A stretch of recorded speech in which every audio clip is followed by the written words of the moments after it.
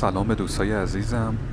امروز ما اومدیم به منطقه در تهران، خیابون کمیل، و میخوایم با هم دیگه به سمت خیابون سلسبیل بریم و پیاده روی کنیم و لذت ببریم.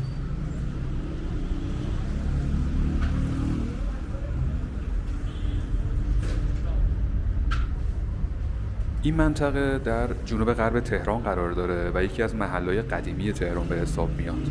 از خیابونهای مهم اطراف این خیابون میتونیم به خیابونهای خوش، سلسبیل، قصر و دشت، بزرگراه نواب، کارون، هاشمی، خیابون امام خمینی اشاره کنیم و اگر همین مسیر رو مستقیم بریم به بزرگراه نواب میرسیم، به مترو کمیل که توی خط 7 مترو تهران قرار داره به اون میرسیم.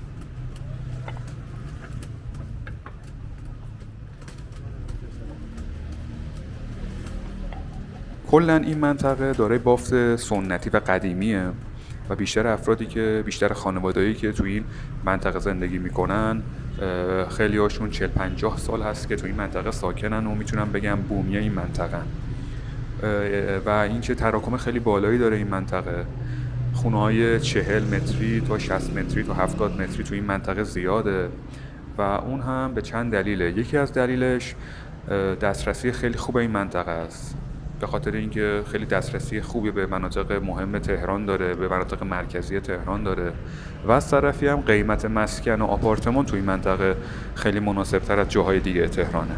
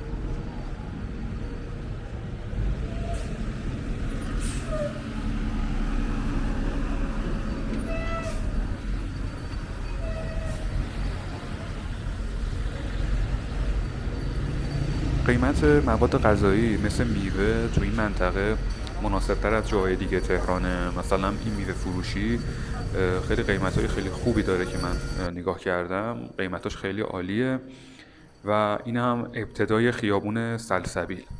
خیابون سلسبیل که بعضیا به اشتباه به اون سرسبیل میگن، نام الانش رودکیه و یکی از خیابون‌های قدیمی تهرانه و یکی از مراکز مهم پوشاک غرب تهران به حساب میاد که من قبلا هم یه ویدیویی از خیابون سلسبیل در شب گرفتم و اون مراکز خرید به خوبی تو اون ویدیو مشخصه.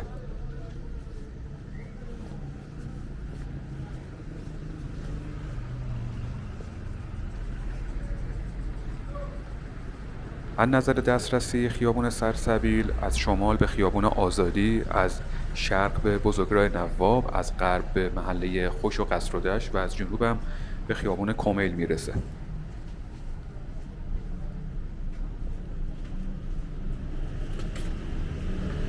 خیلی ممنون که تا اینجای ویدیو همراه ما بودین. خیلی ممنون از اینکه کامنت میذارین، ما رو حمایت میکنین. ممنون میشم اگر از این نوع ویدیوها خوشتون میاد، دوست دارین، کانال رو سابسکرایب کنید و این ویدیو رو هم لایک کنید. خیلی ممنونم از حمایت همیشگیتون.